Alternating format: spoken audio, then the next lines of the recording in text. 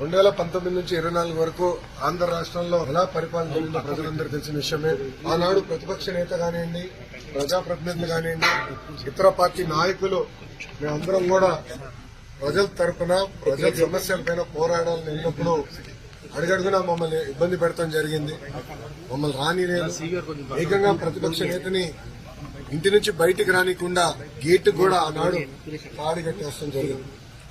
మేము press meet లో గత ప్రభుత్వాన్ని నిలదీస్తే కావాలని మా పైన కేసులు పెడతాం కానివ్వండి, ఏకంగా మా పార్టీ ఆఫీస్ పైన దేవాలయంగా భావించే తెలుగుదేశం పార్టీ కేంద్ర కార్యాలయం పైన దాడి చేశారు, గన్నవరం పార్టీ ఆఫీస్ పైన దాడి చేశారు. ఇట్లా ప్రతిరోజు ఒకరిని జైలుకి తీసుకెళ్తాం, మా పైన దాడులు చేస్తాం. అదే జరిగింది. నేను ఆనాడు ప్రజలందరూ చెప్పాను.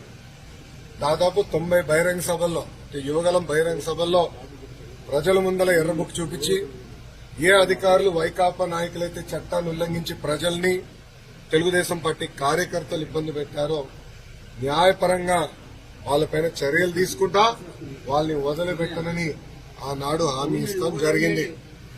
మొన్న కావాలని ఒక దళితుడిని కిడ్నాప్ చేసి కేసు విత్డ్రా చేయించారు ఇక్కడున్న మాజీ శాసనసభ్యుడు. ఆ కిడ్నాప్ కేసే ఆ కిడ్నాప్ వల్లనే ఈ రోజు ఆయన జైలుకి వెళ్లే పరిస్థితి. అన్ని వాస్తవాలు బయటకు వస్తాయి. మాకు దాంట్లో ఎలాంటి సందేహం లేదు. న్యాయబద్దంగా అన్ని చర్యలు మేము తీసుకుంటాం.